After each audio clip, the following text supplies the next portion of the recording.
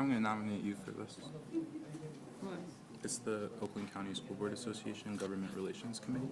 What is that? I mean, what is that committee about? They meet virtually, and we just get updates on the legislature and what's happening Oh, really? up there. Oh, that's interesting. I don't know after I didn't vote. What'd you say? After I had a no vote for a couple of them. We know they out. Well, I'm going to nominate. Nobody else wants to do it. Oh, no. I'm the current. Oh, are you? So what For did 2 you years. want to do? I've done it for 2 years. Give someone else an opportunity.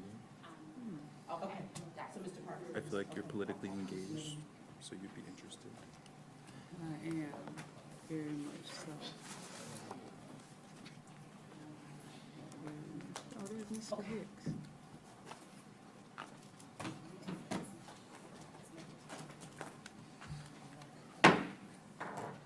Good evening and Happy New Year, everyone. This is a meeting of the Southfield Board of Education in public for the purpose of conducting the school district's business and is not to be considered as a community meeting.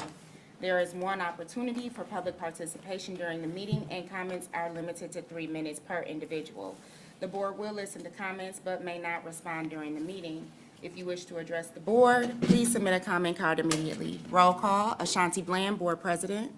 Happy New Year. Good evening. Yvette Ware Duval, Vice President.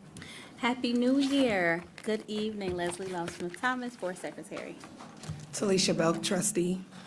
Gerald B. Joyce, trustee. Correction. You messed up. Correction for the minutes. Okay. Correction, Talisha Belk, treasurer. Amani Johnson, trustee. Jillian Holloway, trustee. Braylon Boyd, Student Board Rep. Mantrell Goodrum, Student Board Rep. Jennifer Green, Superintendent. Taking minutes this evening is Ms. Carolyn Foster, and our video is being provided by M1 Studios. May we all stand for the Pledge of Allegiance. I pledge allegiance to the flag of the United States of America and to the republic for which it stands, one nation, under God, indivisible, with liberty and justice for all.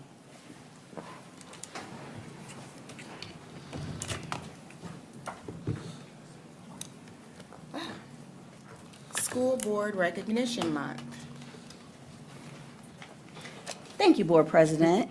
January is School Board Recognition Month, and on behalf of the Southfield Public School District and our community at large, we want to thank each and every one of our trustees and our student board reps for all that they do. Know that a certificate of appreciation as well as a small token of our appreciation for all that you do is forthcoming and will be on your desk or at your seat by the study session in 2 weeks. Unfortunately, because we just came back to school on yesterday, time was of the essence in getting things turned around. So thank you again for all that you do. We will celebrate you all month, and I understand from our communications team that your face is plastered all over social media. So I'm not on social media, so if you've not seen it, take a look and you'll find yourself there. Thank you. Thank you. Thank you, Dr. Green. Board matters, we have the OCSBA Government Relations Committee. This happens every year around this time. I don't have it in my packet, but that is okay. Let's see here. Sure. I'm going to move forward to the report of the student board representatives.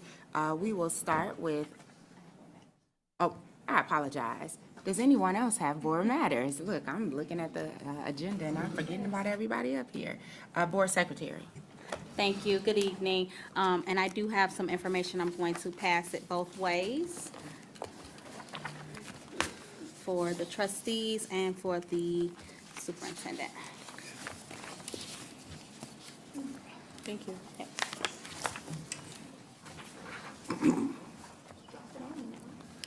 So as you all know, yesterday we set our board and superintendent goals. And so what I have here is some information surrounding the, or regarding the P20 board goal we voted to take on. And so here in the packet, I just want to highlight a couple things. This is some information for you too. Just further educate yourself on the P20, on the MDE, how the Michigan Department of Education defines P20. I know that was talked about, the systems and the laws and recommendations regarding P20. Also, the Michigan AEYC, which is Michigan Association for the Education of Young Children. I referenced that organization. I just want to say, the reason I referenced that organization is, and I've referenced it quite a few times, is that I used to be on the board, the governing board for this organization, but I started as a student member. I proudly talk about having 20 years of experience working with children and families because I started right out of high school. While I was attending undergrad, I had to make a way for myself, and so one of those ways was to enter into the world of early childhood education. And so I became certified at the associate's degree level through the Michigan AEYC on their track, and I was able to then afford a living wage at entry-level position into working as a preschool teacher and eventually as a director, so on and so forth, as I was continuing my education to this point. So I am a strong advocate of this organization, although I know there are others that exist, as Dr. Green will move forward in her efforts with the superintendent goals around this. So this is just one of the organizations that I look to in this realm. Also, what I'm excited about is they have just recently put into place a CDA high school credential and program, which is an educational track that goes along with what I just mentioned, what I mentioned yesterday about that whole P20 model and being able to utilize some of our high schoolers and offer another career track, possible career track. So some of that information is in here as well. And then also, there is an annual early childhood conference, and the conference is in April this year, and Dr. Green did put it on our calendars yesterday shortly after setting our goals. The registration information is in here. We would be considered a non-member for anyone who wanted to go. And then also just partnership information. And then lastly, I referenced here, and I won't mention the name of the school district. You can go to the website on your own, but they have a very robust early childhood program. And so they are here in Oakland County. And I just wanted to give you something to kind of reference as we continue to move forward with this as a goal. Sure. Secretary Smith-Thomas, thank you for this packet of information. If it is the request of the board, we do have a relationship with that respective district, and we could possibly do a boardwalk of that particular facility that you're referencing. I've already snuck in. Yeah. So for those that didn't sneak in, if you're interested in doing a boardwalk, we can make that happen. I would love that. Thank you. So first of all, thank you for being so diligent about this. This is one of your goals, and you saw it completely through. I appreciate the information. I'm going to take some time to address something that took place yesterday to ease the mind a little bit of some of our families. So a couple of things that I need to address. So first of all, to trustees Ware, Duvall, and Trustee Smith-Thomas, who were up late at night informing myself and Dr. Green of some things that were going on. Thank you for the communication. To the rest of the board, thank you for being available when needed to our community. And I said the same thing to the staff yesterday. An apology needs to be issued for the way things were handled yesterday, right? It wasn't well thought out.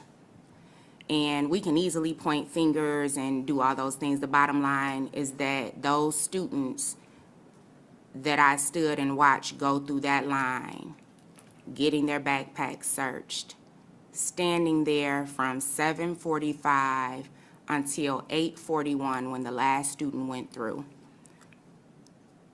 it was uncomfortable. And I'm glad my child did not have to go through that. I wouldn't want any kid to go through that. We could have did a lot of things different. What I will say is that when we realized that we took the wrong course of action, our hope was to remediate it by early dismissal and today remote school.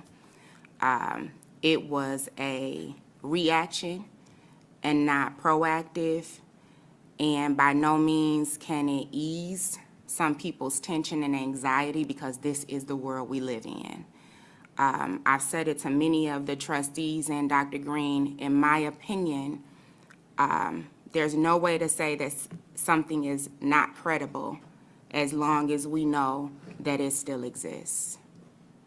Until we can say that we've got everything that lets us know that we no longer have a problem, when it comes to my baby, everything is credible.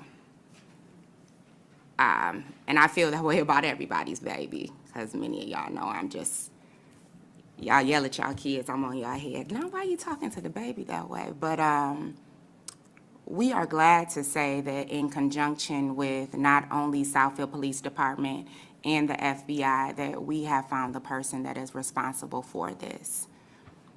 You do not have to worry about your children interacting with this person at all. Anyone else found to have been in conjunction or involved with this will also be removed. Just to give some clarity, the legal proceeding regarding this is very different than the district proceeding. This person violated the code of conduct and will be expelled. For many of you, I'll just clarify, expulsion means that this person cannot attend school in the state of Michigan for at least 180 days, which is a full school year. The other piece of that is because of the federal nature of this, I doubt this person sees a school anytime soon. So on behalf of the board and this district, please accept the apology. It's a lesson learned. You don't know what to do until you're in the thick of it. And sometimes being reactive causes us to make poor decisions, but it's not an excuse. We've learned from this and we will move forward with more fidelity and your confidence if you allow us to regain your trust. So, again, on behalf of the board and the district, please accept our apology. And I say it with all humility. I don't think anyone intended to offend or to allow the trust that we have built with this community to be severed. If anyone else has a board matter, please. If not, I will go to the Government Relations Committee for OCSBA. I know that Trustee Smith-Thomas has held this position before. Am I correct? You have, I have, as well as well as Amani. Trustee Johnson. So, I will read the letter. Dear Board President, each year we ask every member district Board of Education to appoint a trustee to OCSBA, that is the Oakland County School Board Association Government Relations Committee, or GRC. The appointed trustee will be asked to attend GRC meetings, serve as your board's contact for legislative communications, and share information with your board. We ask that your board make this annual appointment no later than January 31st. GRC meetings are currently held on the first Wednesday of each month from 6:30 to 8:30 virtually or at Oakland schools. I will not ask for anybody to put their name up now, but I will ask for everyone to consider if you would like to be this representative. We do have a study session before we have the deadline for this, so if you are interested, please reach out, let me know. And I believe that we can make this decision if there is no one who would like to claim this seat right now. Is there anyone? Okay. So we will revisit this at our study session on the fourth Tuesday of this month. Report of the Student Board Representatives. Welcome back, guys. So we have Mantrell Goodrum representing University High School Academy. Good evening. Good evening. Welcome to 2024. I hope everyone enjoyed their holiday. The U encountered some questionable posts on social media over the break. Thank you to all those who stepped up to keep us safe. To my classmates, please remember it is okay to say something. If you know or see something, tell somebody. There's always someone who will listen. On a separate note, the current set dates for the high school finals are Thursday, January 18th, Friday, January 19th, and Monday, January 22nd. These dates are half-days for high school only. The second semester begins on the following Wednesday, January 24th. Moving forward, the school-wide activities occurring at the U are positive, productive, and protective for student achievement, enjoyment, and safety. Thank you all for listening and have a great evening.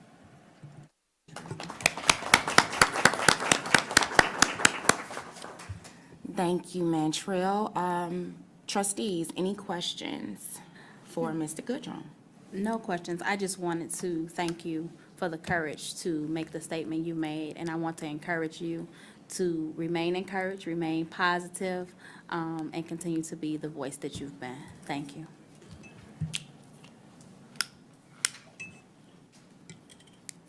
And so up next is Braylon Boyd from Southfield High School for the Arts and Technology. Good evening. Good evening, everybody. Good evening. So this report may be a little shorter than what I usually produce, but we were all grateful to have a holiday break, and I'm sure we all enjoyed that. I would now like to indulge to share what the wonderful Southfield A&T has done during the past month. On 12/19, Business Professionals of America attended a regional conference where we all competed against different schools in our region. Multiple of our students placed, and we'll be heading to the state conference now to compete against other schools in the state. Our advisor, Ms. Dunn, has high expectations for us, and we hope and expect to place in states to represent A&T all the way to Chicago for nationals. On 12/20, we had early signing day for multiple athletes in our school. We had Tashi Bracewell, Isaiah Marshall, Jalen Todd, Wendell Smith, and Reggie Gardner, which all signed to D1 schools.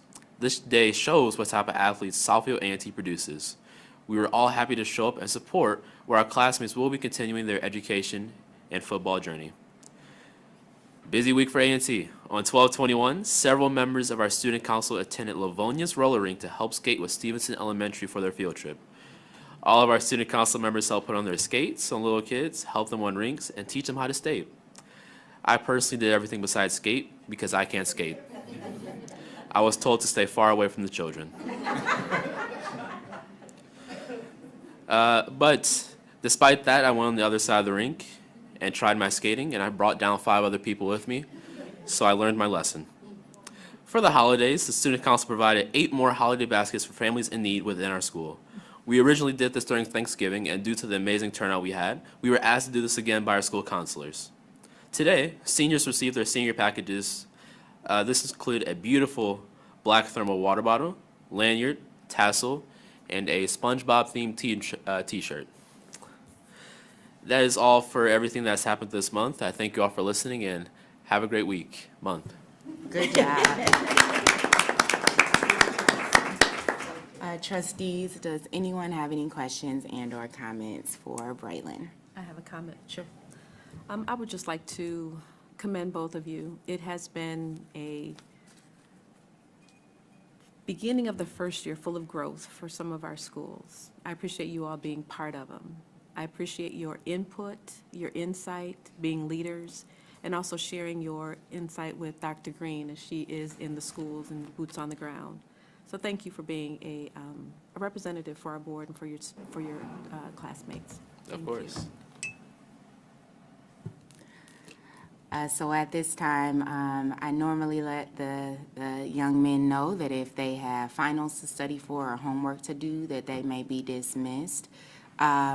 I also want to give an update because our student board reps from last year have kept in touch. Cassidy Tomlinson has decided to go into public policy because of her interaction here and was just sent on a full-paid trip to the African American Leadership Conference in Baltimore, representing the University of Michigan. Go Blue, national champs, which is amazing. This is the inaugural trip for the University of Michigan, and she was a part of it. she asked me to share with everyone that when she got there, she said she wasn't nervous because she knew she was in good company. Other members who were, other students who were invited were also student board reps, student congress. She said she felt like she was home because they all had similar experiences and therefore they had the same wisdom. So I just want this district to know that for all the bad, there is a lot of good. And the community does pour into our children. So it's not just in this building, but the events and the social groups that they are a part of outside of here that are all based in Southfield. So, kudos to both of you because I know that you also are involved in many things outside of here. And so we hope to keep hearing from you about your growth, but just know that you're walking in the great footsteps. And we hope that the next group of young people to come before us next year are even better than both of you. So thank you. If you need to get your homework done, study for finals, see you later. If you like to stay, please stay.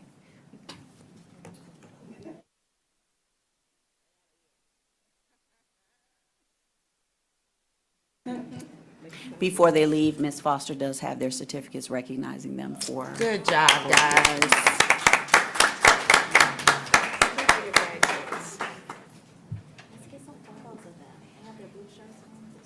Oh, you want photos with the blue shirts? Okay, very good.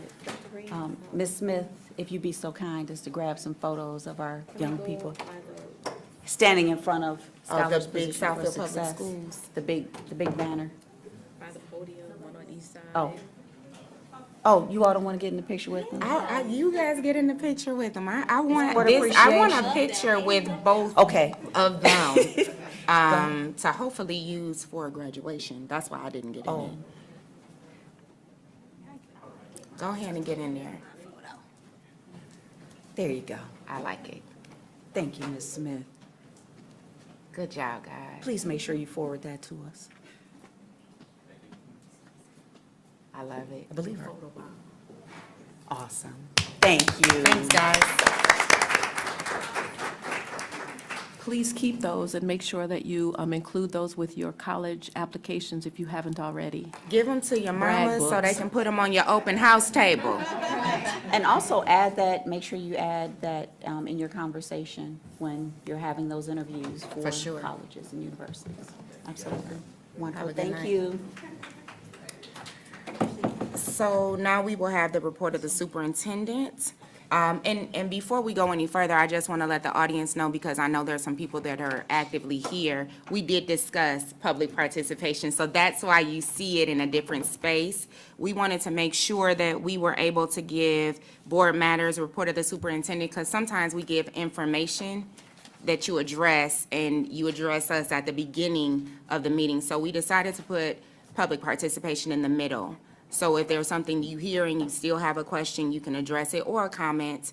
And so that's why public participation has moved. So I didn't want anybody to say, why they got public participation? It was intentional.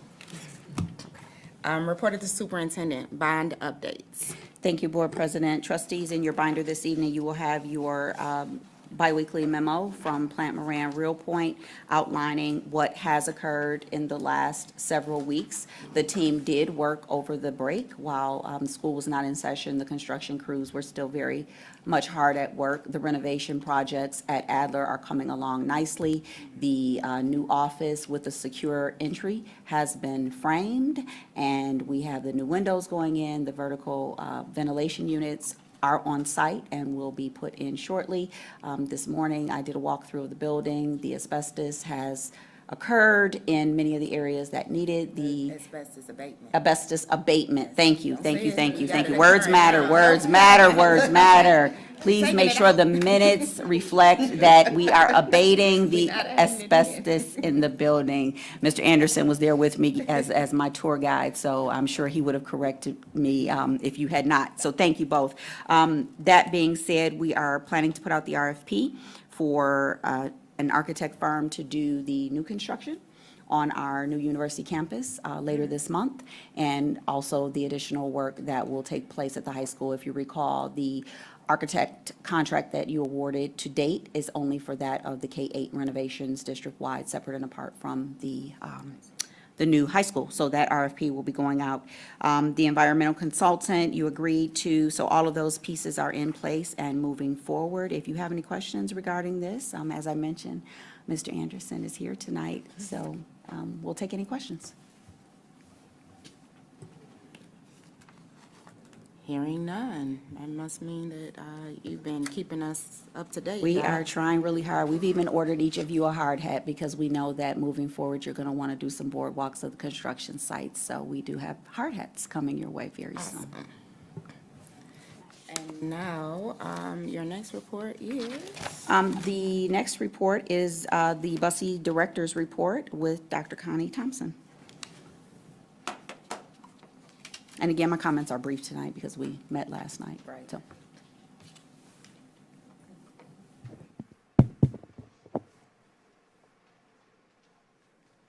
Good evening, Board President, Superintendent, and Board Trustees. Good evening. Happy New Year to all of you. Happy New Year. All right. My PowerPoint should be coming up.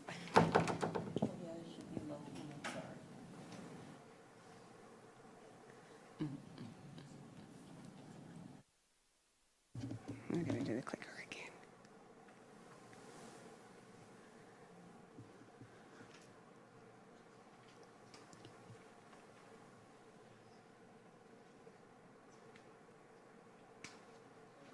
There we go. Okay, so I wanted to start off with just some pictures to highlight some of the things that have occurred in the month of December. So the first one, I mentioned this during our last meeting, Mr. Randall Mishaw earned his Child Development Associate Certificate in December 2023, so we're really excited for him. He's already signed up, he's applying for Teach, and he's already signed up for a class to pursue his associate's degree, so he just did that today, so we're really happy for him. We had a couple of things happen. So we don't have a picture, so we did a finally, yes, Bussy beautification project. So we had, on December 30th, we met with volunteers with one of our board trustees, Trustee Smith Thomas. She brought 3 high schoolers and her daughters, so we improved the Bussy town. We did a lot of painting. We did some building, putting together cabinets. So we had family members there, staff, we had parents. Our policy council chair was there with his wife as well. So it was a really great day. And then staff members and volunteers came in during the week, the following week, to finish up some things. So we still have a few more things to do with painting. We wanted to give a shout out to Board President Bland. You had talked with us a little bit during our governance training about different languages. So we talked about Spanish and African languages. So we did put some shapes, numbers, and colors in the bathrooms. So on the bathroom stalls in the girls' bathroom. So we did that, and we picked Ibu for African, Spanish, and then English. So yeah, so we took your advice with that. So yeah, it was a really nice time. So we painted the girls' bathrooms lavender and boys' blue, and we're gonna put Legos and cars and things like that in the boys' bathroom.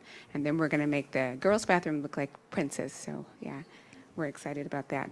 And then I didn't include any pictures from our leadership and governance training, but Board President Bland was there, and we had such a wonderful, rich conversation. It was so much fun. 3 hours flew by, and she added a lot to our training, asking questions, adding contributions and feedback. Everybody was really involved. So we're going to have a second training once we have more people on board. So thank you for being there.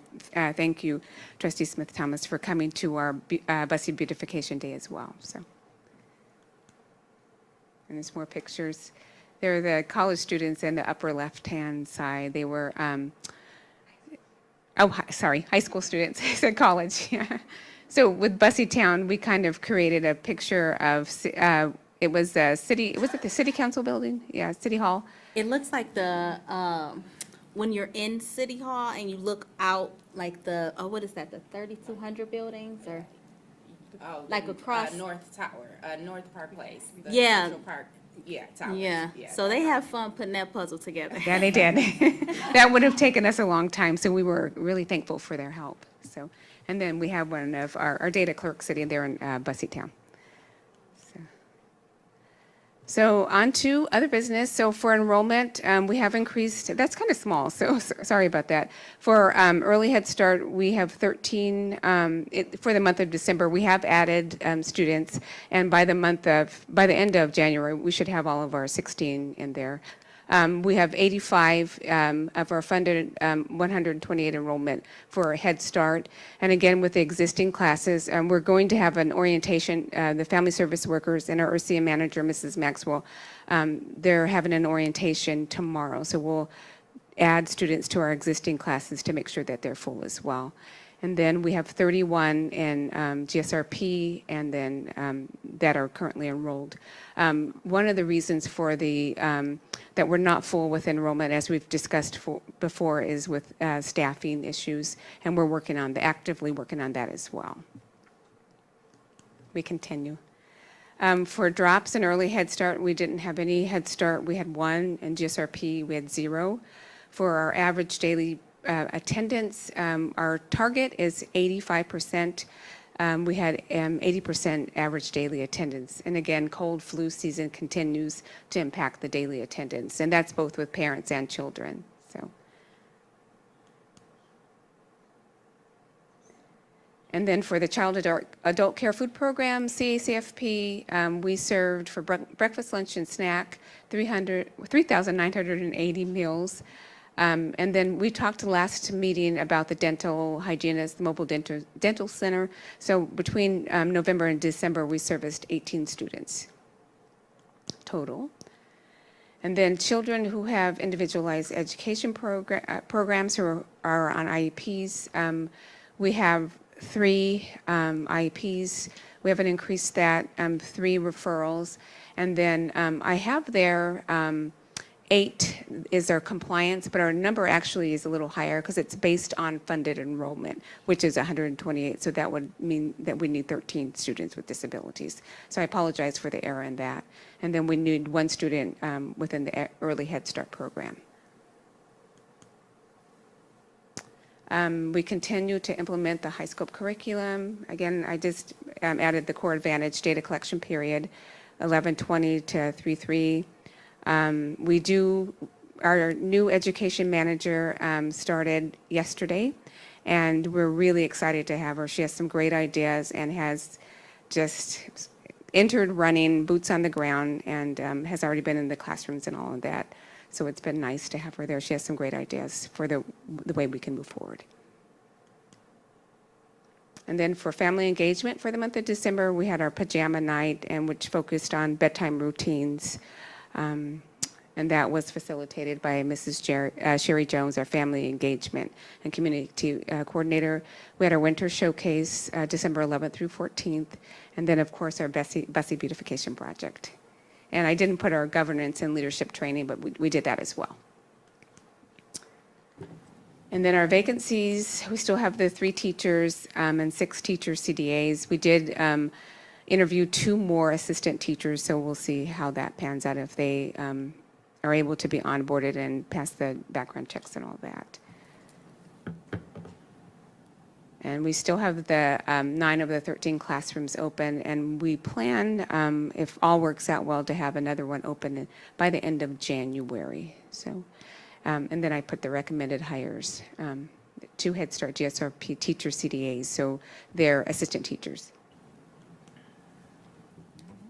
And then upcoming events, Policy Council was this morning. We didn't have a quorum, so we didn't hold the meeting. We'll reschedule that. And then we have Ready Rosie training, and that's centered around our parent curriculum. So that happens this Friday, January 12th from 9 to 3.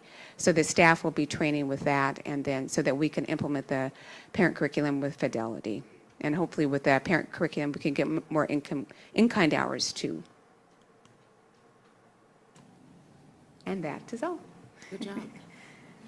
Any questions? Trustees, are there any questions or comments for Dr. Thompson this evening? I just want to say thank you. It was really exciting being in the building for the beautification project. And I want to kind of highlight or shout out that we have our, one of our city council members here whose picture I had the pleasure of posting in the Bussy Town.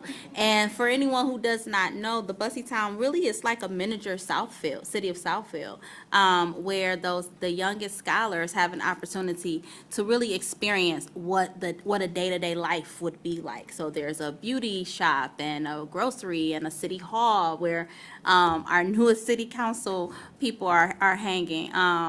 And so my comment is that it would be wonderful if there was a formal invite for the board to perhaps join some of the city council members to actually get a walkthrough and see that and get a chance to see that this is what our young scholars are experiencing and all of the learning opportunities that can and will happen in that space. So that was really nice to see and to experience. And so I just want to thank you. I think you had it all mapped out really well. You had the checklist and all the tasks for everyone to do, greeted us with some light breakfast, refreshments, and it was just really an enjoyable time. Thank you again for being there. We Thank do you. appreciate it. Yep. Trustees, any other questions or comments? Hearing none. Okay. Thank you, Dr. Thompson. I appreciate it. I do have a question as it relates to the core advantage data collection period. Can you just give, and it might be, I'm not sure if it's in this particular packet or if we've covered it before, what type of data collection educationally will this show for the growth of the young children? So with the core advantage, there are several areas that are addressed. So that's approaches to learning, looks at language and literacy, math, social studies, science, cognitive skills, fine motor, and gross motor skills.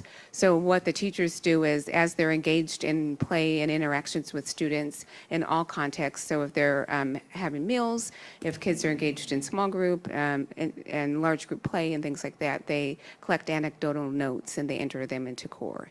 And they go into each of the different areas. So we start collecting the data in September, and then we measure growth, or we measure where they are, and then we do the second collection beginning in November. We end that in March, and then we'll have the third collection, so that we can show the growth across the board. And it also looks at the social emotional growth as well. Okay. And that helps us to be able to plan lessons, plan lessons based on students' interests and their growth and maybe areas of concern that we need to focus on. Board President, I don't know if this would be reasonable to ask, and please chime in, Dr. Thompson, if these efforts have already started.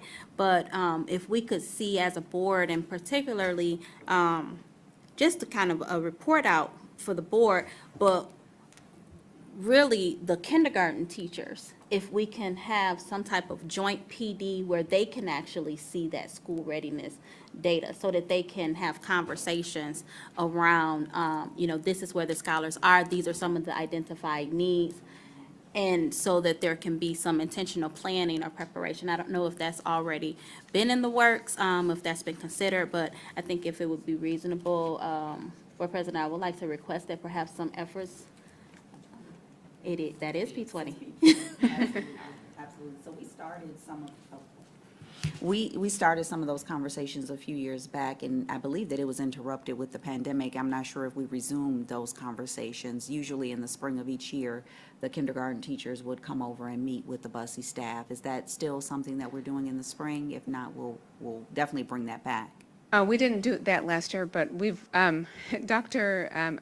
Ursula Kelly-Wash has already brought that up. So we talked about getting the kindergarten teachers and the principals to come over in February. Since the open houses for the district are occurring in January, we talked about having them come over in February and having some conversations with parents regarding kindergarten expectations and things like that. And then, And as a reminder, Dr.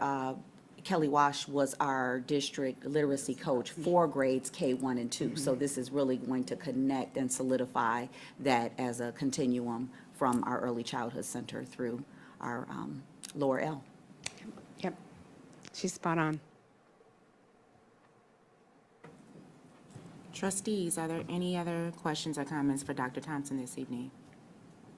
Hearing none, thank you so much, Dr. Thompson. Thank Good you. report.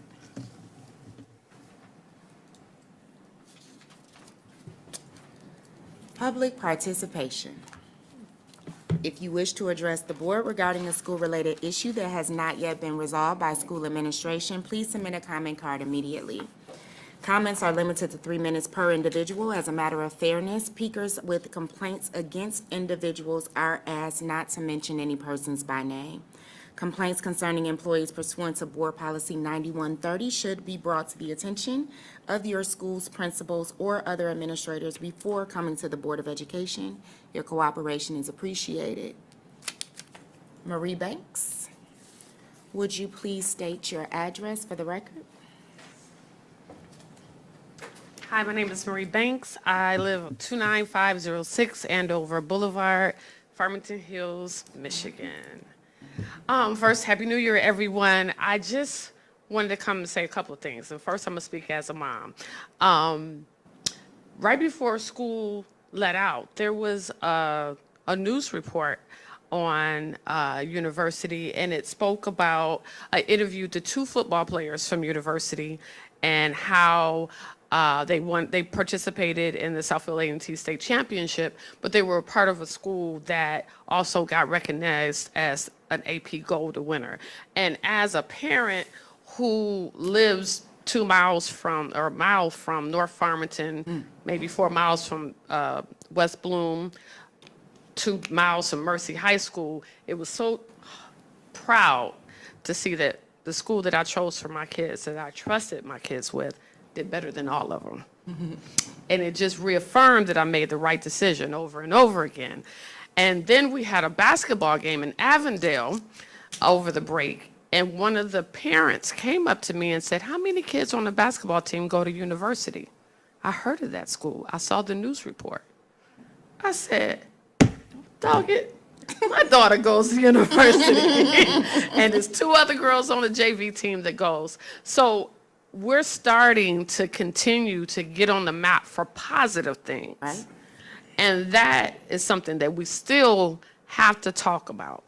And so as a mom, I was very proud. And then as a mom even today, who sat in every Zoom call that my daughter was on today, and every teacher reaffirmed and encouraged and taught the lessons that needed to be taught regarding what happened at their school. And that was comforting. And gave them a significant amount of time to ask any questions. So as a parent, and I'm gonna speak as a PTA exec board member in a second, but as a parent who wonders how the impact these events may have on our children, because as a child in the 90s in Detroit public schools, we had to deal with this as well, going through metal detectors, actually having a kid killed in my sister's high school while she was there. We understand that it does have an impact, because as a 50-year-old woman, I still remember that time. I was rest assured that every teacher that my middle schooler, I didn't get on my high schooler Zoom call, but every teacher that my middle schooler dealt with, the issue was addressed, they were comforted, and they were allowed to talk and ask questions. So as a mom, I wish it didn't have to happen, but it happened. As a PTA exec board member, I look forward to continued communication. We're still looking forward to hear what's going to happen tomorrow. I appreciate what the board president said today, and I was texting back to our exec board as you were speaking. Some of them are watching online right now. So we look forward to continued communication. We appreciate the apology. God bless you all, and go Southfield Public Schools. Thank you, Ms. Banks. Is it Lauren Reed? Red? I'm sorry. Would you please state your address for the record? Good evening, everyone. My name is Lauren Redd. My address is 27501 Morningside Plaza, Lathrop Village, Michigan, 48076. Very familiar with that street. So I have 3 questions, and for the sake of time, if I can just roll off the 3 questions and then you Please can do. respond. I would like to know, when did you learn about the issue with the social media threat? What did you learn? And as the PTA representative acknowledged, thank you for your apology and acknowledgement for how things were handled. But if you can share, what did you learn, and what will you be doing differently if this was to occur in the future? And last question is the police investigation complete, and has all leads been exhausted?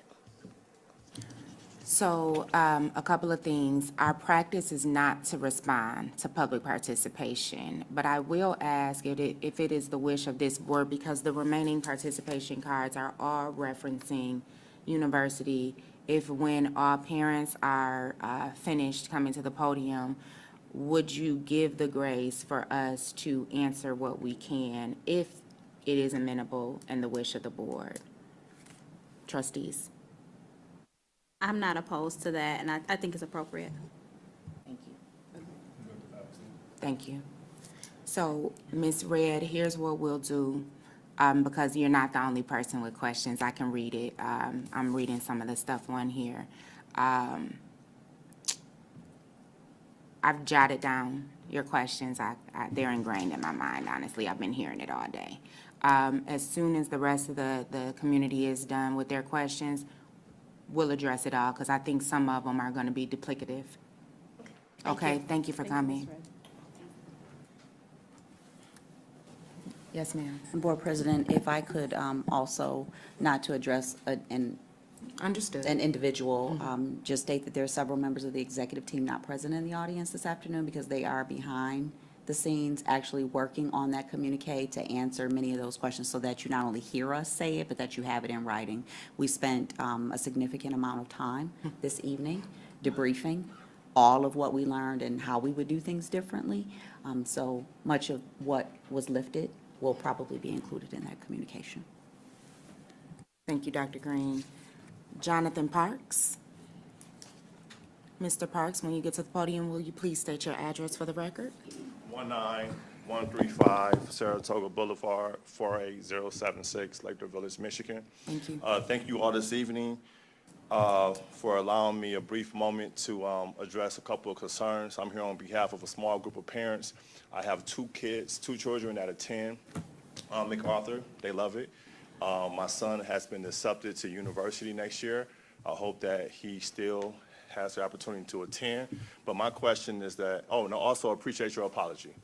So as you're taking recommendations, or you already thought about what to do if this was to happen again, knock on wood it doesn't, Right. I want to express my concern that all communication has not been equal throughout the district. I have a nephew that attends a university, and nothing has been sent out on behalf of university, where MacArthur, we get 5, 6, 7 messages a day. The second recommendation, if this hasn't been taken under consideration, is that during crisis training, please, I hope the district is considering offering counseling to the staff and to the students so they could properly digest what happened.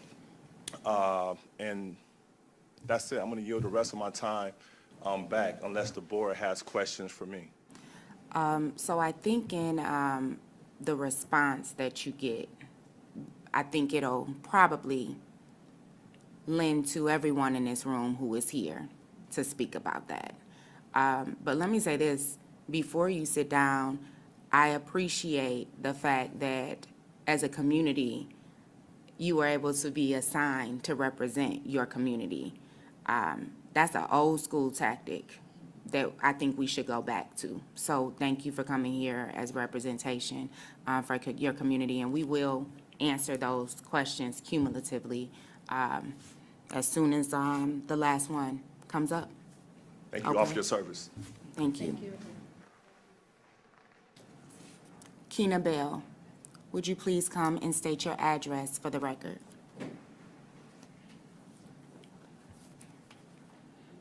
Greetings, everyone. My name is Keena Bell. My address is 27035 Nantucket Court in Southfield, Michigan, 48076.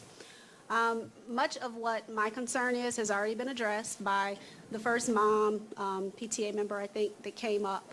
I do want to say thank you very much for the apology, because I cannot lie, I came here heated tonight. I am a mother first, right? And I just so happen to be a mother of one of the children's names who appeared on that violent list. I couldn't sleep last night. After I said my prayers, I went to bed and I said, okay, well, let me back up. When I got the email at, 10 o'clock at night, you know, you pray on it, of course, and you say, okay, you don't know when crazy is going to be crazy. So we can't not send our children to school because you don't know when it's going to happen. It could happen any day, right? So I sent my child to school, and after much prayer and much thought, he gets to school, and like someone addressed, had to be searched, and he's texting me, and I know he's probably about to cry because my children have not had any interaction with the police. And he said the police was there, and they're searching bags. Concern number one, okay? I don't expose my children to that.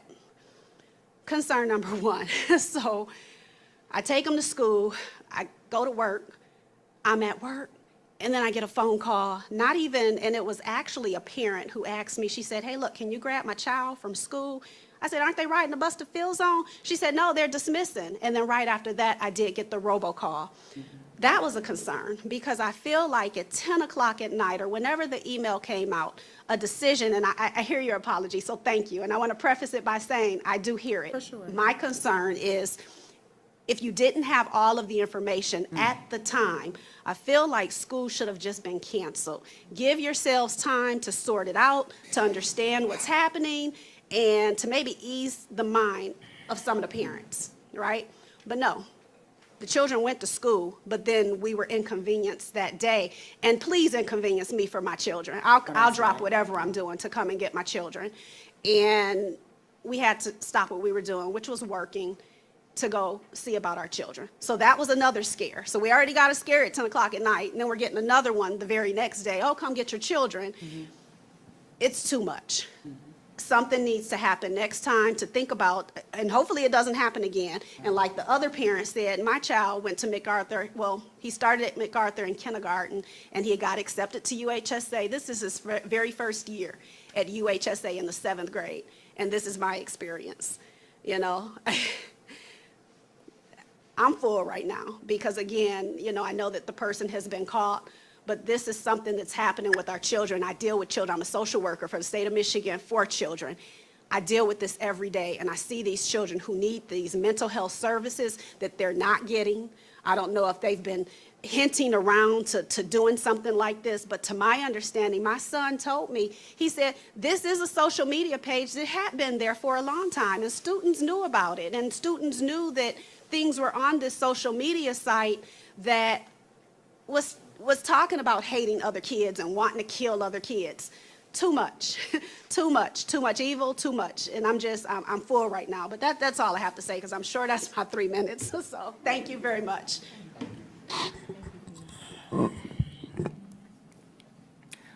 Some of the people in this room know me, some don't. So you're gonna get me right now. My son graduated from university in 2019. I graduated from Southfield Lathrop in 1998. My daughter goes to Stevenson Elementary. Through and through, this is home. So someone asked for a timeline, I'd like to give it. As I stated earlier, 2 of the trustees the night before said, hey, there's this list, right? I go to bed early, didn't see it, but my phone started ringing when most people know I wake up at 5 in the morning. So let's talk about the social media page. Many of the trustees here know that when we see social media pages, I take screenshots. I ask Dr. Green, is this a district page, right? Because when you use our likeness, and it's not a district page, we can have our attorneys put out a cease and desist, which is something we do often, but we have to know it exists, right?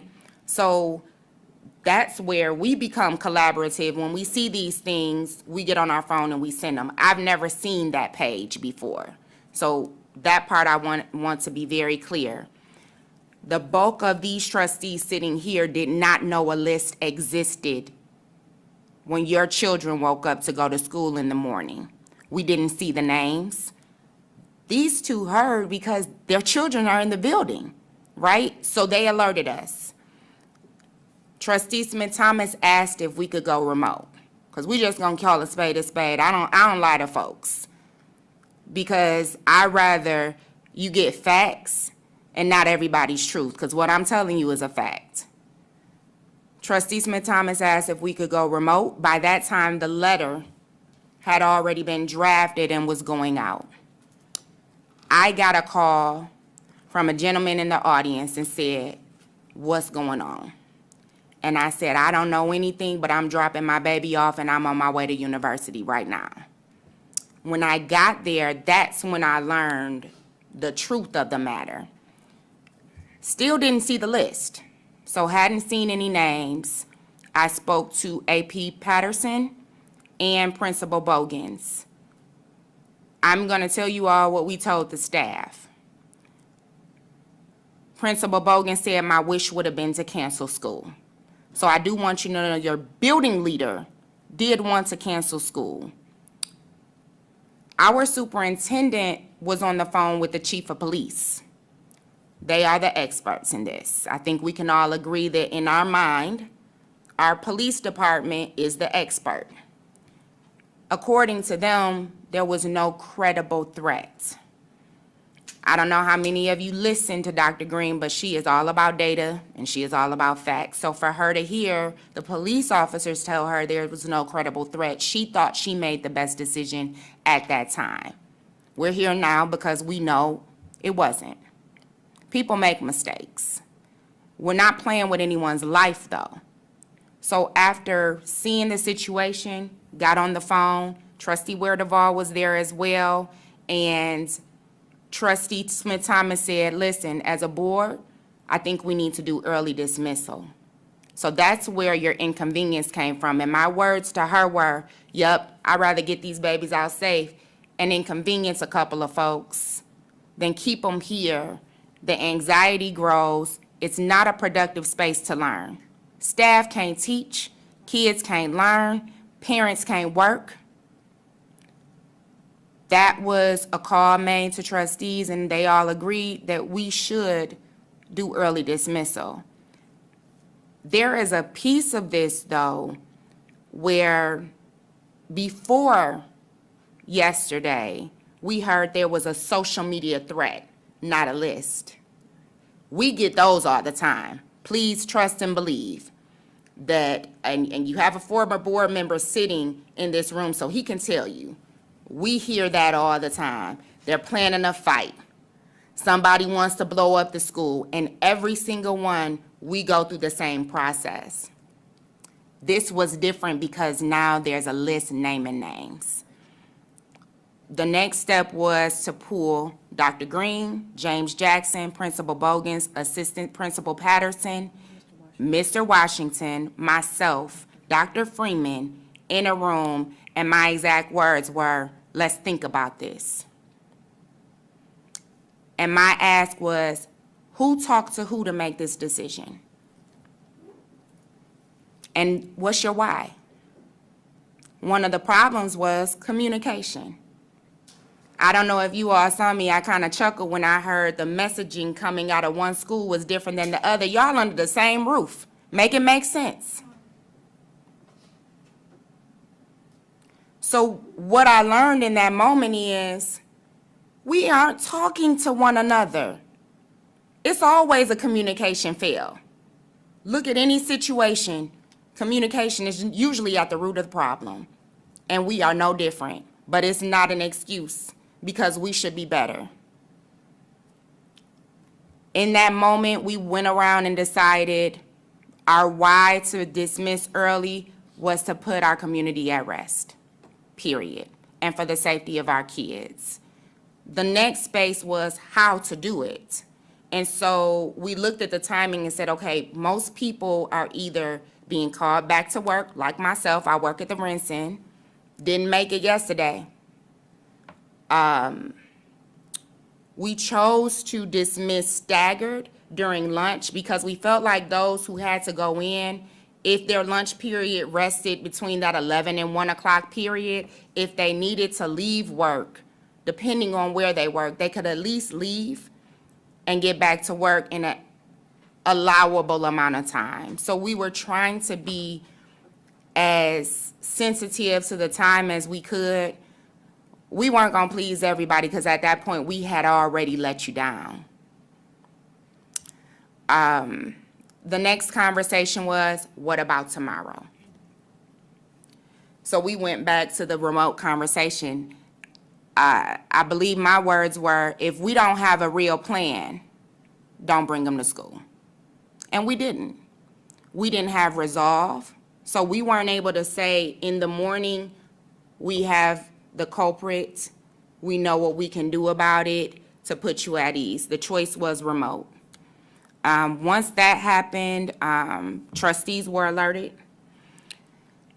Communication team got to going, including Dr. Green. And then we made a decision to talk to the staff. At that moment, I left the room and I started walking the halls. And I just went in every classroom and asked every teacher I could find, how you doing? They had already gotten the message about the remote learning, and every single one of them said, thank you to you and this board and central administration for finally making the right decision. Many of them said, we're answering more questions about the why of today, and the list was being played out everywhere. Let me give credit to the teachers in that building. So let me explain what your teachers did. We got them all in a room and let them ask every single question they wanted to. They vented, some cried. Your teachers asked for ALICE training for safety. They asked for active shooter training for the students. I mean, it was a very comprehensive conversation, but then they said, can we see the list? And they sat in the back of that room because after looking at the list, I realized, well, how can anybody call? We don't have last names. How do we do this? They started going through and getting us last names. In 5 minutes, we had everybody's first and last name. And that's how you ended up being called by either Assistant Principal Patterson. You were not called. You were not called. I see you talking.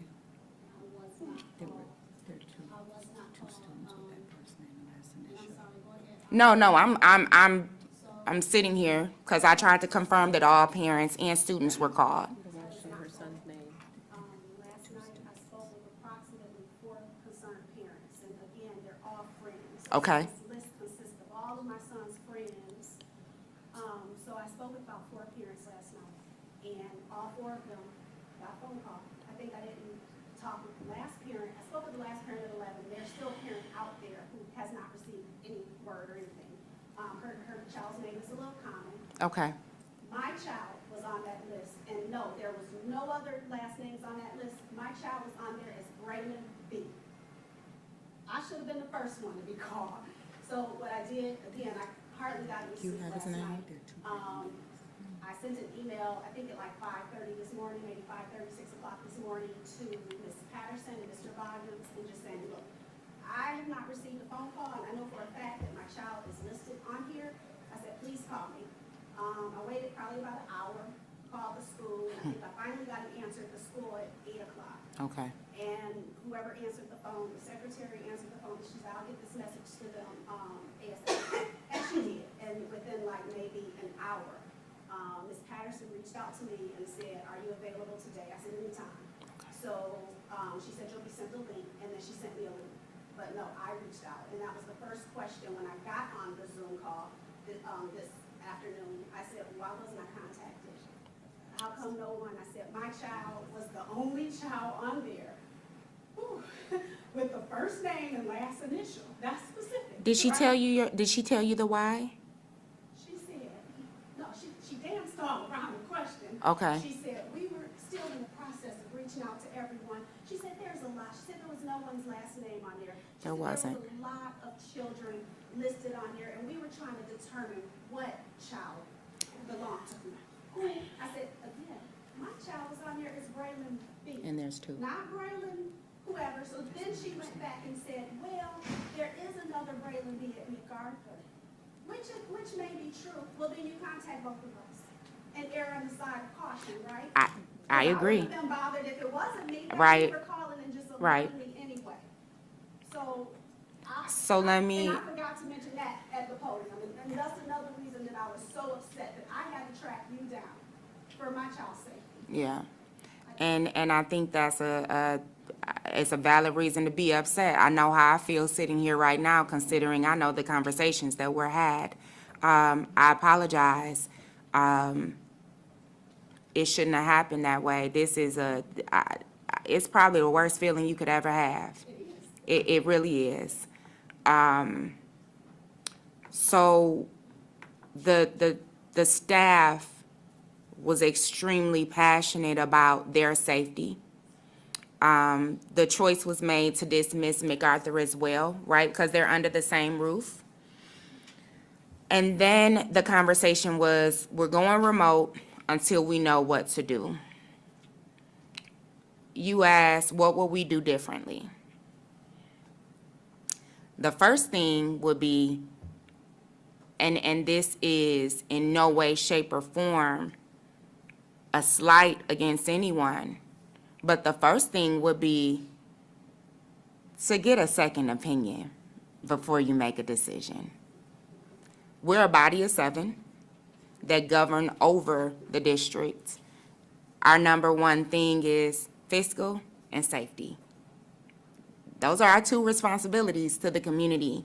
And unfortunately, there was no real, this is what we're thinking about doing. I need some input.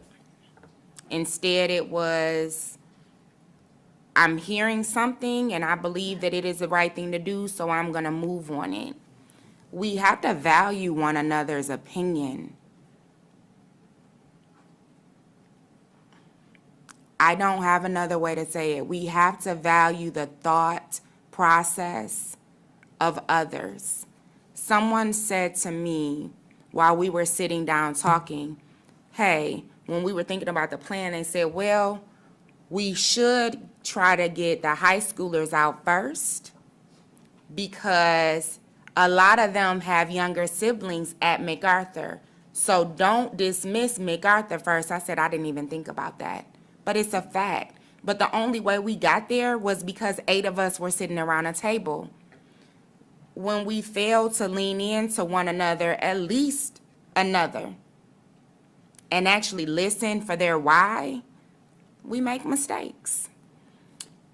The first thing that I would do differently is communicate effectively. I say it up here all the time, though.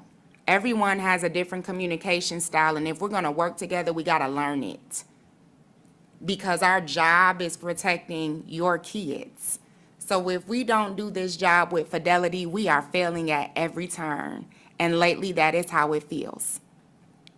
I'm just gonna be honest. Y'all saw the news. I mean, let's call a spade a spade. That building is in a state of panic and has been for the last month, and it's really scary. And I don't take anything away. The gravity of this, I think, has changed everybody up here. I don't know too many people that said I slept well. Man. I'm sorry to interrupt. I know it's not hear out of you. pro- It's a I fact. didn't sleep at all because I sent the text saying, Yeah. and I sat up all night waiting. And my daughter attends university, and we went back and forth. I asked her about 6 times, you sure you want to go to school? She did. You sure you want to go to school? And I kept waiting to hear back from my text message of, are we going to go remote? So I did not sleep. So the next step was getting them out to school. And that's kind of where, in that moment after we talked to the staff, I kind of stepped back again because they say board members supposed to have a 30,000-foot view. But if I see you drowning at 30,000 feet, I'm jumping. If I can help you, I'm going to help you.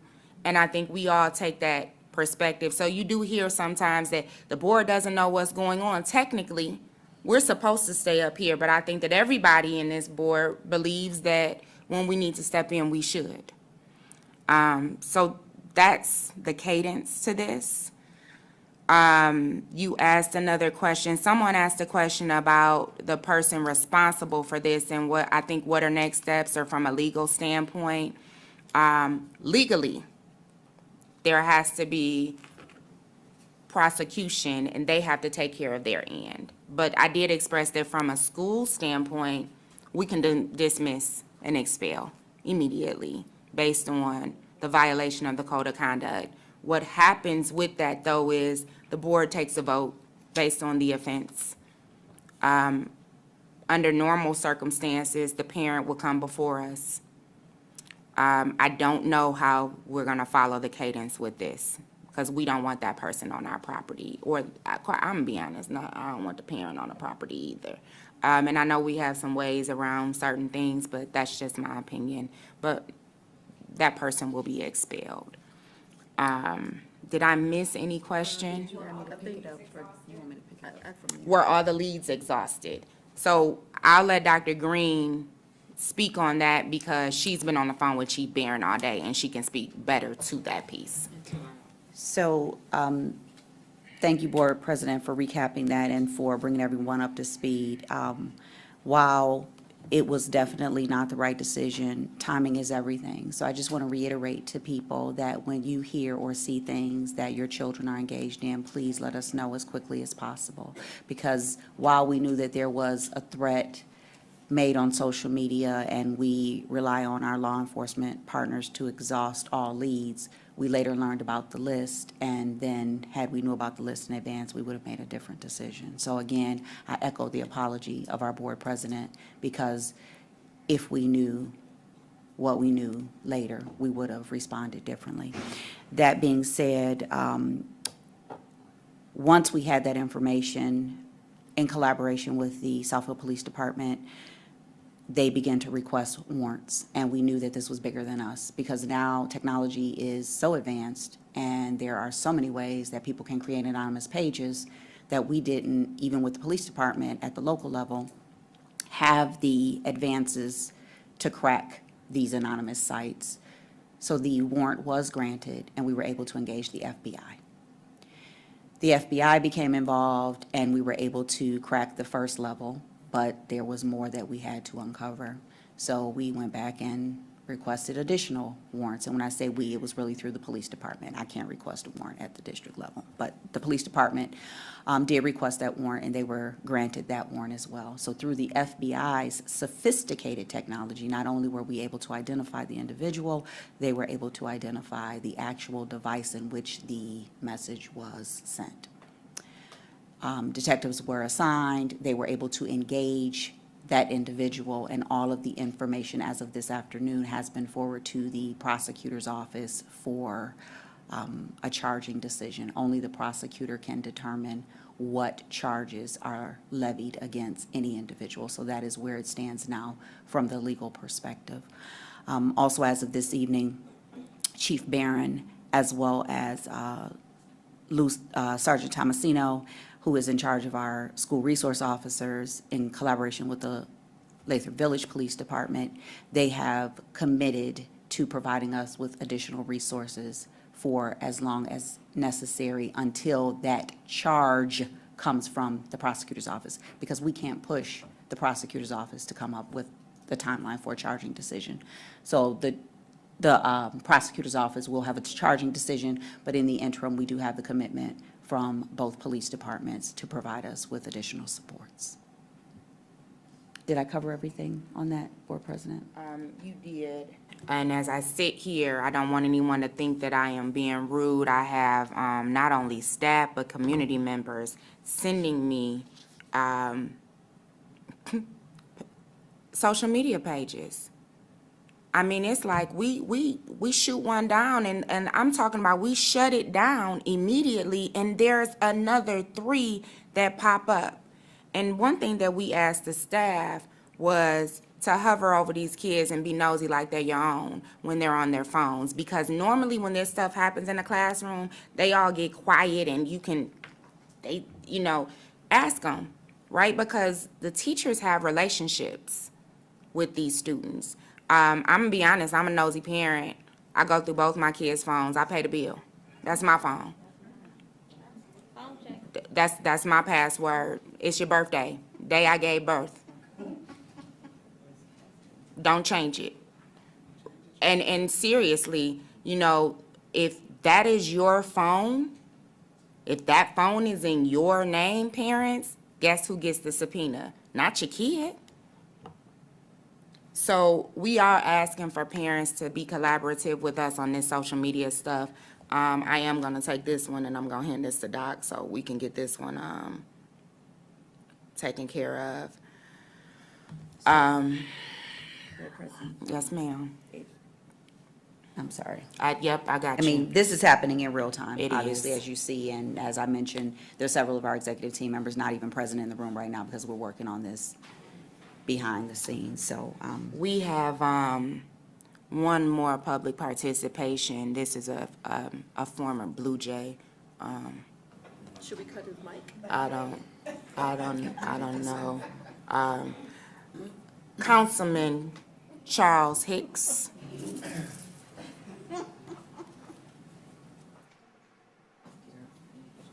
It's okay, you can give them time. Charles Hicks, 25656 Concord, Southfield, Michigan.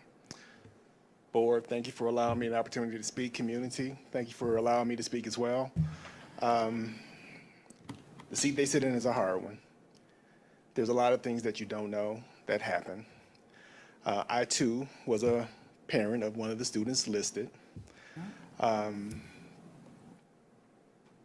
Fear of what you don't know.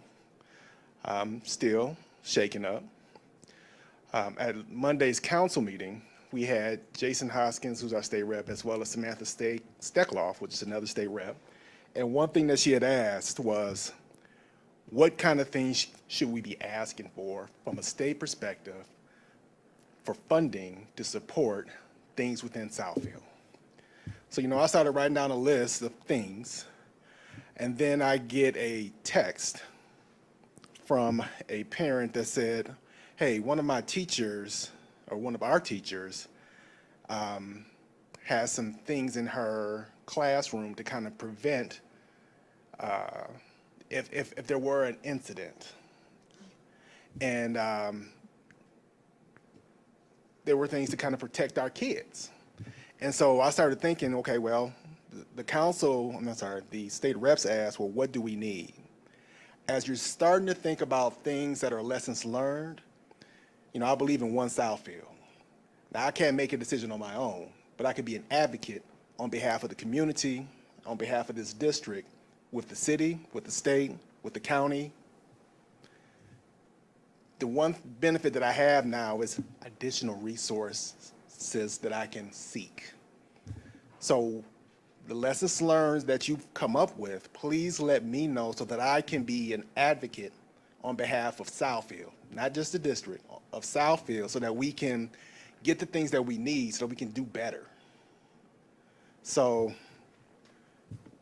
I still have 5,000 kids. I still feel that way because anything that I want for mine, I want for all of them. So whatever I can do to support and assist, well, we talked probably half the day yesterday. So I'm here. Thank you. Board President, if I may, the only other thing that I wish to add is the staff requested additional ALIS training because while we have, and it made me think of it when Councilman mentioned additional resources, we have started the training. We started it several years ago, but we'd like some more advanced training. I know that that's one of the immediate asks that came out of the meeting yesterday, but also some collaborative training. We can train our staff, we can train our students, But when you have those active situations, you need the entire community to come together. Like, what are the parents' roles in that? What are the businesses' roles? We've identified some partners in terms of having some off-site locations, things of that nature, all part of our emergency operations plans, which we started when you were a trustee. So continuing those conversations, I think, will be very beneficial. Through the chair? Yeah. Dr. Green, I'm not sure if communication has gone out regarding tomorrow and what the cadence is for tomorrow.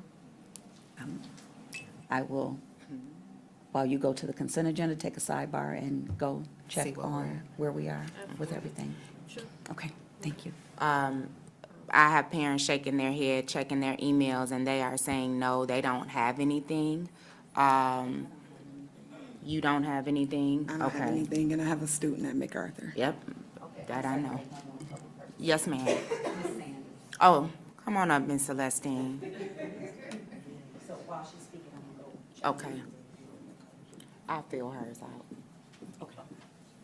Thank you for allowing me. You know, I come, but I take it all in, and then I talk to my parents. 25554 Mulroy Drive, Southfield, Michigan. I'm hurt. I'm troubled because I'm the PTA person responsible for all students in Southfield. I get the calls. I didn't get the right call at the time. At the time when I got the call, the students all think, because they call and tell, they thought it was a bombing. And I said, bombing? I said, well, did you see dogs or anything like that? Well, then I got the next call. A parent called and said, I said, well, was it a bombing? They said, no, it wasn't. There was a list of the shooting. I said, shooting of the students. And, you know, of course, I don't know what you could do right now because they're so shaken up. The parents are shaken up. You can send them to school, but they're not going to learn a thing right now. They're frightened, very frightened. The parents are frightened. And they're having a real hard time stepping up here in Southfield Public Schools. I love this district. But this was an unfortunate incident that occurred. And I know you did the best you could at the time. One life. One life. And that one life, you know, no matter what, you know, we got to save that one life. I think they need help. I know all the finals are coming up and it's the end of the semester, but they must get some help as they walk into that school. I had heard, I got all kinds of text messages. They got rings and rings. All the kids are in this row and we're all lined up and going around this, and we have to go through and they're checking everything. Yep. And I understand they do have to check because you want them to check. Right. But somehow, some way, we should have notified the parents of what was going on. And then we could have helped as well to let them know. Now, you may have to go in there and they may be checking. So be aware because they're underage. And somebody needs to talk to them before they walk in there. And then I got the call, pick me up, Grandma. I said, I'm not picking you up. What am I picking you up for? You know, I'm thinking, what is this about? And I said, no, I'm not going to pick you up. Well, all the kids are leaving anyway. They're calling their parents. We're getting up out of here. I said, well, you're not going to get up out of there. I said, I have to find out what's going on. And I got the wrong information. I was talking to Miss Bell. This is something. But, you know, we're not the only school district who has gone through this. And let's hope that if you can reach out to those that have gone through it and let's find out what they learned so that we can be prepared next time, because this is new for us. We're not used to this. But I'm really concerned. I just want to say on behalf of all the parents and grandparents and families, I'm just feeling overwhelmed. I feel bad. I want to cry for all of them. I really do, because, you know, I love them all. They know I've been here a while. I love every last one of them. I make the calls. I text. I do what I need to do. So please help our children, help our parents, and if something like this ever happens again, please notify the parents or the guardians or whoever first so they can, in turn, get their children prepared. That was a shocker. But thank you for everything you do, because I know you're wonderful. Okay. There was one piece that we left out, and I'm going to let Dr. Green speak about the the transmission. Transmission. I mean, the communication, Lord Jesus. and Not the transmission. There was, somebody asked about socio-emotional Oh, yes, support, that was a and Paula Lightsey is big all part. over it. So that was a big part of our debrief, and we have a lot of resources available in the district, and we've had those resources available that not only the students can go online, but families can go online, and they can practice those things themselves, because everyone processes trauma differently. So that being said, in real time, I just went and got the letter. MacArthur will be back in session tomorrow. The staff, the administration, they feel very confident and comfortable in having that dialogue with the children if any questions come up, and they will have additional social emotional supports there at MacArthur. For the U, where this was focused, tomorrow will be a mental health day for the students and for the staff. There will be no remote learning. There will be no classes in session on the university side of the building. On Thursday, there will be remote learning, easing them back in for the university specific. And then at the end of the day, at 3:35, there will be a voluntary staff meeting to check in with the staff to see how they're doing and their level of preparation moving forward. On Friday, students will, pending all goes well, they will return to instruction on the campus on Friday, which is the 12th. So this is a gradual reentry plan developed by a number of individuals, inclusive of that of our law enforcement officials. And then, you know, of course, they'll have the weekend, and then don't Monday don't is MLK forget, Day. in the words of my grandmother, Monday is Martin Luther the King's birthday. So I'm glad that that decision was made. For those of you who don't know who Paula Lightsey is, she is over our mindfulness, our social and emotional programming, and that whole piece where, I mean, she just really is all about positive energy and restoring our children's ability to be kids. I mean, at the core, it's just like they can't be kids anymore. Go ahead, Doc. The I'm sorry. program that she is a strong advocate for, in addition to mindfulness, is Inner Explorer. So if you go on your student's Schoology and go to Inner Explorer, that's where you'll find those resources. And right now, we have a 21-day challenge, which we started prior to this even happening. So we strongly encourage everyone, and we will include that information as well for the mindfulness challenge and the Inner Explorer piece, because it helps. It helps the adults, it helps the children. And together, we can get through this component. Something else that one of the parents lifted to me earlier today, and I'd be remiss if I didn't mention it, these are still children. Even the individual who is now finding themselves in a different adult space. And we want all of our children to get help. Because when, I say it all the time, when babies are born and you visit a nursery at a hospital, they want two things. They want to be loved, and they want to eat, and they want to be changed when they're wet. They're babies. It's what happens to them when we bring them home that turns them into the adults that they become. So everyone is entitled to a due process, and we want to make sure that we provide the necessary supports. We do have a lot of resources here in Southfield. We have 2 school-based health centers. We have one at one of our elementary schools. We have one at one of our high schools. They are both licensed and operated by healthcare professionals. They're not school district employees. One is through Ascension Health and one is through Authority Health. Those resources are available to our families and our children and to other children in the district that may not be students within the Southfield Public Schools. These are community resources. We are working diligently to become a community school district. They have separate entry and egress to those clinics to keep those that may not be Southfield Public School students separate from those that are Southfield Public School students. But we have those resources. We have behavioral health supports through Easter Seals, CNS, and Ascension, separate and apart from the school-based health center.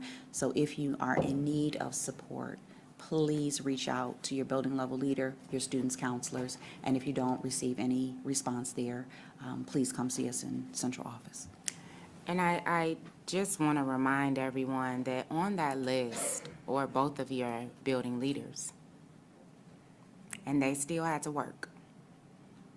And they had to stay calm while all those kids that they're watching them open their backpacks, get them through those lines, knowing they're on the list. Your staff members were still teaching. You had one who was on the list. I think in this situation that, because thank God, nothing did happen, right? That's the blessing in all of this. There is a lesson to be learned that wasn't a fatality. But I would ask to give a little grace for the people in that building. I know everyone is upset. I know things could have happened better, but at the end of the day, when you're on a list talking about somebody wanting to take your life and you still got to walk in there, man, that's a different type of courage. That's a different type of dedication. And I didn't fall, I didn't forget that while I was in there, because you could see it on their faces, but during that moment, it was all about how do we get out of here safely. So I just wanted to lift that when we return to school, show a little grace, right? They have been bombarded with these calls, the emails, right? And we've been kids. We know that teachers get their name put on the bathroom door and, you know, I don't like such and such. That's sometimes what kids do, but this is a different level of disrespect that nobody signs up for. And so I just wanted to lift that because I don't want them to feel that they have been forgotten in this conversation. So I appreciate Dr. Green giving that update. It should be going out via email soon. Please feel free if you want to share it with your community to let them know, hey, check your email. This is what is going to come.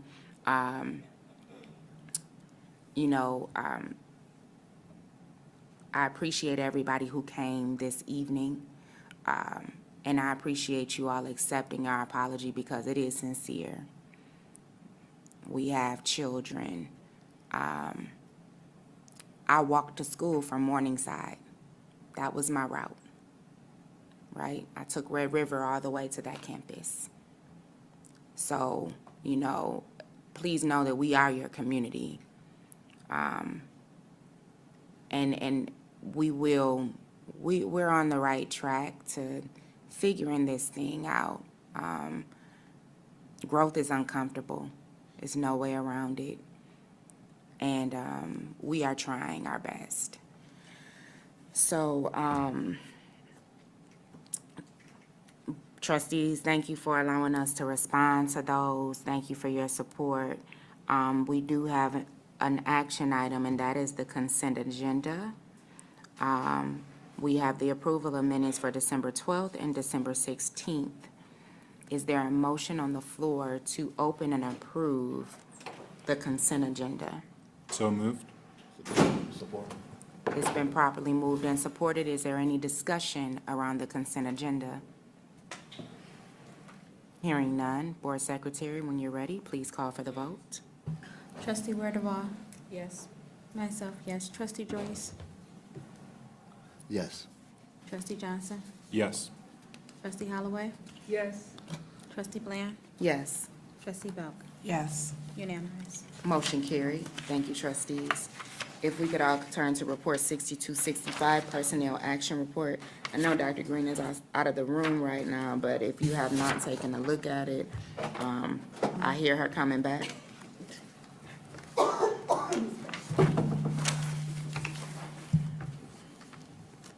Trustees, are there any comments or concerns regarding this evening's Personnel Action Report? Yes. So number 2, I'm excited to see, understanding, not the not the professionalism of this professional, however, the role of the previous role and what value it will add to the new role.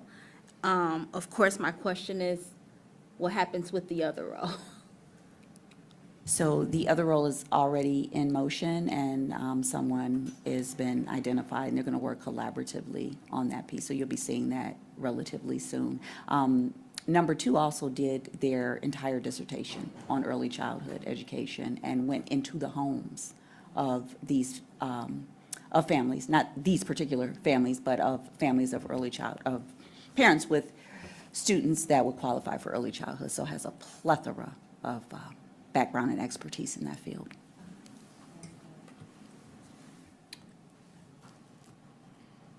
Trustees, are there any other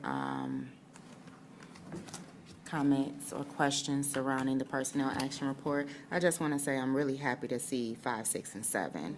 I know this is a hard lift. So it's encouraging. It is very encouraging. So thank you for that.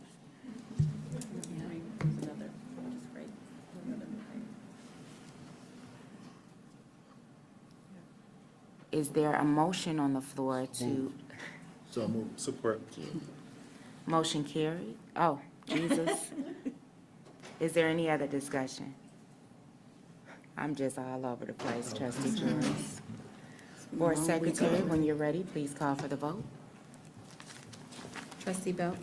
Yes. Trustee Bland? Yes. Trustee Holloway? Yes. Trustee Johnson? Yes. Trustee Joyce? Yes. Myself, yes. Trustee Wirdaball? Yes. Unanimous. Motion carried. Thank you, trustees. Information items, we have Report 6266 to add medical first responder class to the Fire Academy as year 2 of the program. This is awesome. Yes, Board President, thank you.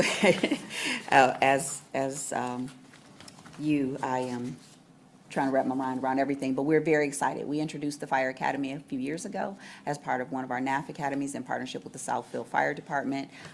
As you may see as you enter our drive, there's a beautiful new training center there, and they take the coursework in our school, and they go over and have real-world applicable experiences there with our Southfield firefighters. So we are very much looking forward to them continuing to get the micro credentials, again, as part of our P20 platform that is forthcoming.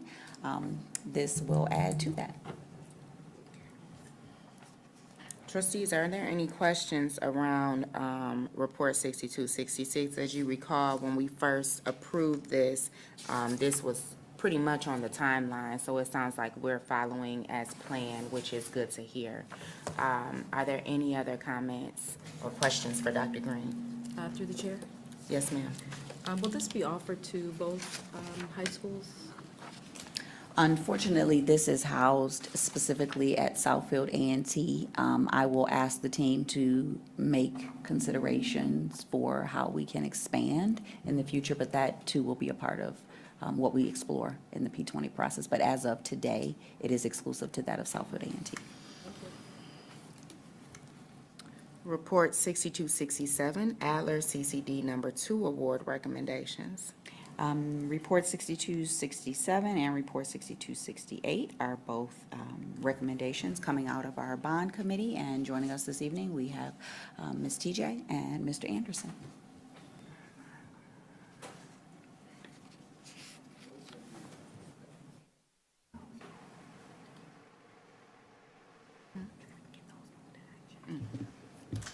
Good evening. Good evening. Happy New Year. Happy New Year to you as well. I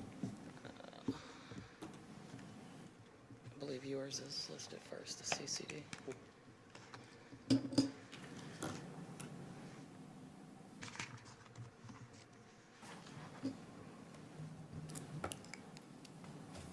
I apologize, I don't have the agenda in hand, but is the CCD first or? The CC is first, Okay. yes. Good evening, everyone. Good evening. What we did was, as you are aware, we're using Adler as our beginning project, and we used a swing space for Eisenhower building, so we moved all the students, faculty, and staff over to Adler. In the process, what our initial construction was going to be was secured entry, glazing, new windows, new heating and ventilation, air conditioning, and setting up the building.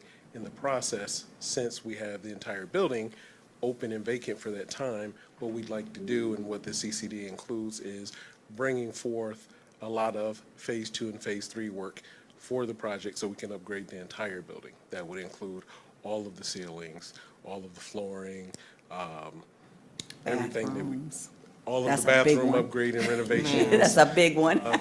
Also, as well as a major part of the plumbing included with all of that inclusive at the same time. Some of the, if you notice on the exterior of the building, the trim on the side of the building, replacing that and upgrading that with new metal fascia as well. Yes. I'm not opposed to it. I mean, and I've said it before, you all are the experts, so I imagine you have your reasonings. My question is, what happens with the other buildings entering into Phase 1? How does this impact them? It does not. Okay. The benefit of having a swing space is allowing us to move all the students and staff so we can have the building in its entirety. So bringing this work forward, which would have been Phase 2 and Phase 3 work, we can actually get the existing contractors there to execute all of this work now while the space is still vacant, and then turn the building over in its entirety when they move back in the summer. And also, if you recall the presentation that we put on in December about the overall bond program and reducing the program from 10 years to 8 years, that's been considered as well with how we've gone through to make that reduction. So as Dan mentioned, that once we're at a building, there will be some projects that we don't do the entire building, we're doing components of things. Middle school, doors was one of the programs, bathrooms, things of that nature. But the schools that we're doing the major programs at one time, all of that's considered into that schedule that we put together for that reduction. Okay, so I'm trying to wrap my head around, so say you're in Phase 2 and 3 in one particular building, would you then still be able to enter into Phase 1 with another building? Or So- does that then put that building on hold? So I think if I may, Board President, speak to that. So phase is probably confusing us with series. Series. So series Should be is what referred you've to been as series, hearing yes. in terms of the bond. So Series 1 means this is the amount of money that we have. Okay. And not a timeline or a cadence. Series 2 means this is the work that we can do with this pot of money, and Series 3. So when we mention phases, I think that that's where we got Yes. confused. So the work that was originally outlined in Series 1, Right. we are now moving some of the Series 2 and Series 3 work into Series 1, not just for Adler, but for the other buildings as well, so that we can make this an 8-year project versus that of Okay. a 10-year project. So I think that that's. Yes, thank you for that clarification, because I was thinking of phases, as in these schools are in this phase, you know, but yes, that clarity cleared Thank you up for me. clearing that up, Yes, thank Dr. you. Green. In addition to that, when you would see other buildings that we would go into their beginning construction, because we've started this process, we would incorporate that where we could do more work and increase those phases again with those other buildings. So instead of it being additional to that bid pack, the bid pack would be more inclusive. Yeah, Makes sense. we're trying to move efficiently with these projects. So that's where a lot of the recommendations to move some work from phase, now you have me doing it, Series 2 and 3 into Series 1.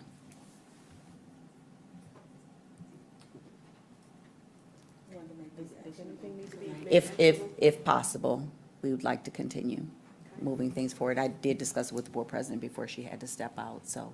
I make a motion that report, I'm sorry, Yep. 68. Yes, please, and then that way we'll come back if it's the pleasure of the board. Yes. The other one is the commissioning. Right. The second one is the commissioning, which is a professional service. And so this is a commissioning consultant.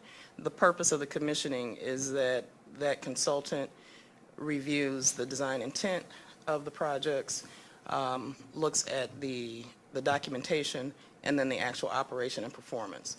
And so we have this recommendation for that company. It's a veteran-owned company.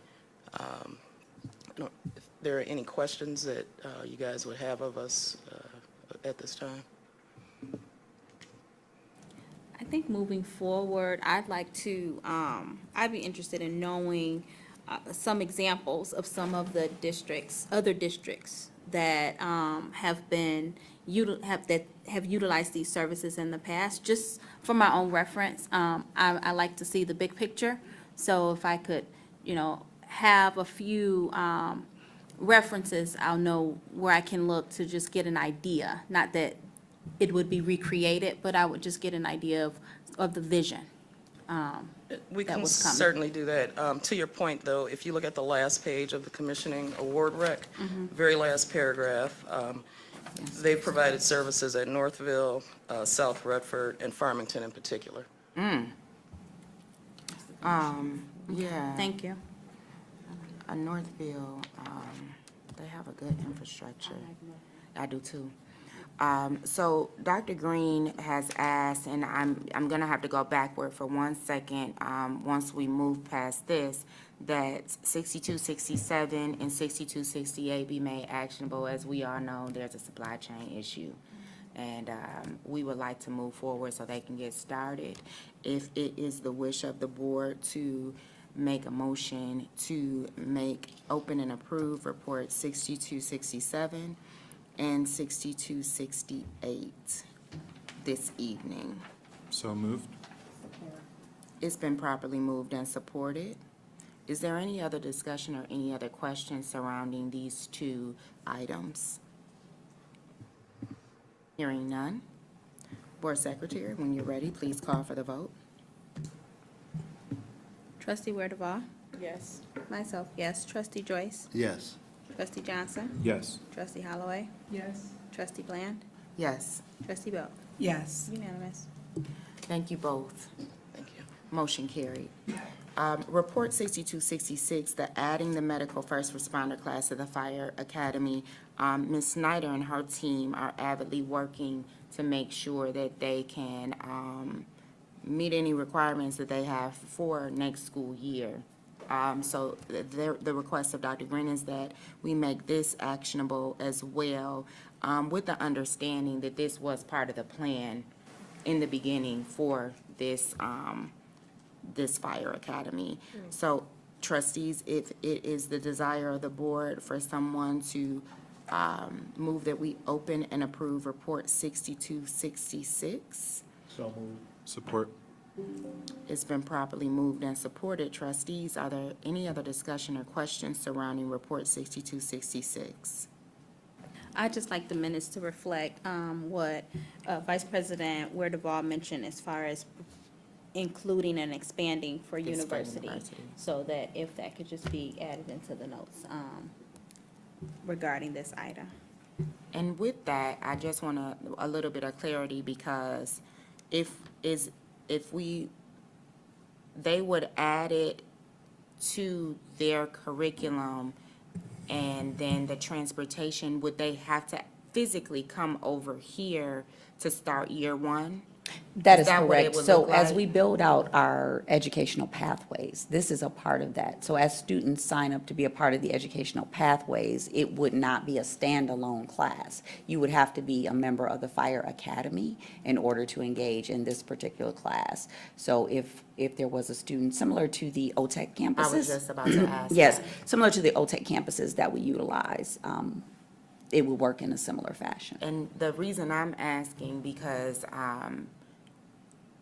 we know timing is everything and communication is everything. So what that means for these students is, if parents want to get their children enrolled in the fire academy, they would need to do so at the end of this year. Let's say it moves forward and we say we're opening up to university. When does it get communicated, and what does that cadence look like, so families know this is now available to you, and the timing required to actually enroll in the fire academy, right? Because children have to have a certain GPA, is that correct, to get? So I'm just They have to have so many wondering- prerequisites, so what we will commit to Yes. this evening. Yes. So that we can deliver. Yep, that's why on I that wanted to be clear commitment on this. is an informational session. Perfect. For families in the spring, for That- those that may be interested in learning more about About the it. Fire That Academy. is exactly Because there's what I a wanted. lot of pieces behind the scene to even Agreed. offer that expanded piece. So we'll commit Thank and you for that deliver clarity. on an informational session.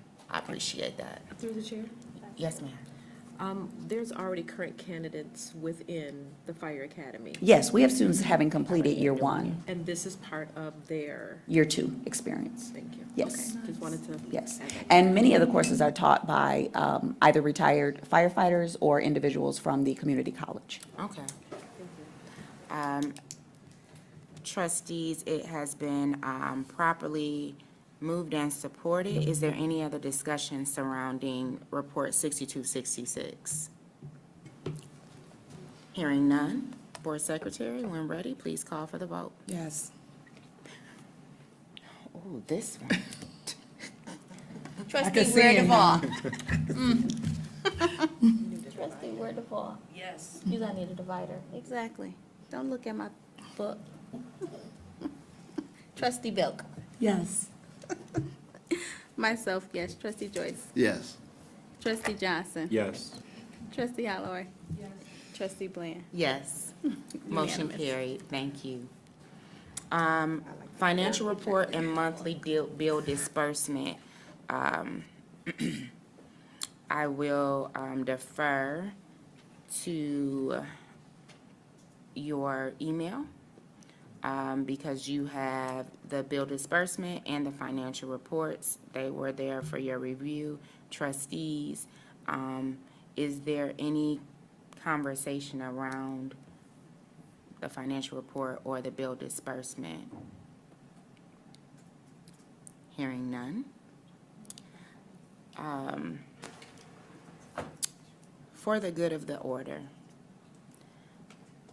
trustees, do you have anything? I have a couple of things I'd like to share. I was first going to mention that 3 of our trustees are going to advocate for us in Washington at the end of this month. And Next week. Oh, is it next week? I thought it Oh, was is the it? Oh, 20. it's the 27th. Okay, it's at the 27th, end of yeah. the month, okay. I'm confused. They will be going to Capitol Hill. They've had homework. This will be to advocate for the things we want to see. So I bring it up because this is the place where we start talking about funding for safety in schools, amongst other things, right? This is the opportunity they'll get FaceTime with some of these people. And so we look forward to them coming back and reporting out on what they've learned, who they've connected with, and what we might be able to do moving forward in this district.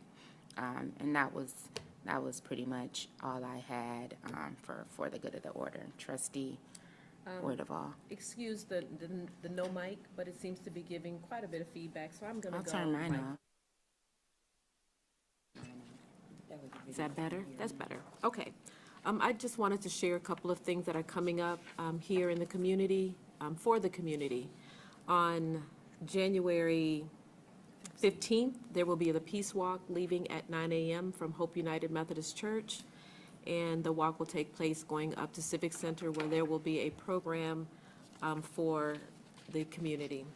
I also want to share that on Friday, January 12th, there is a community food giveaway. So if you know anyone that needs assistance, I'm going to work with, if it's okay with the pleasure of the board, to have some of these posted to our website if at all possible. So if you know anyone, they'll be able to reach out and or go where supplies will be, will last on Friday, January 12th, a food giveaway at the Southfield Pavilion. Okay, that's all I have.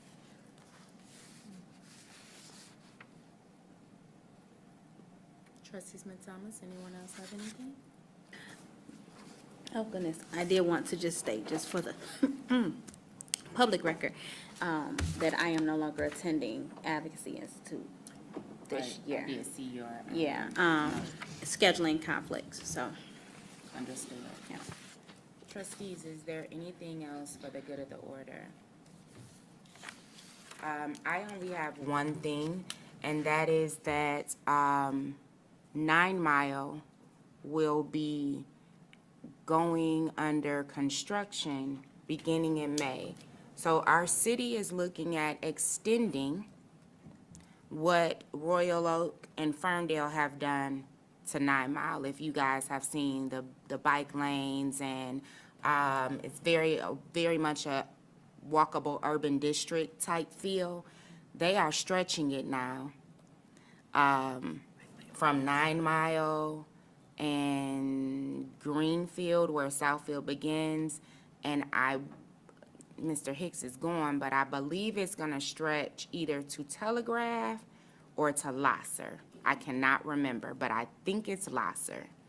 What that means for us is our transportation and bus routes will be impacted, and your commute, if you live on that side of the city like I do, will be impacted as well. It starts in May, so at the end of the school year, and it goes through November, so the beginning of our school year. So I just wanted to make sure I let the community know, I see you guys, it is just great, right? Dr. Green is aware. We're already in talks with transportation to figure out what we should do, and we'll start sending out communication to parents, reminding them if you can take an alternate route, right?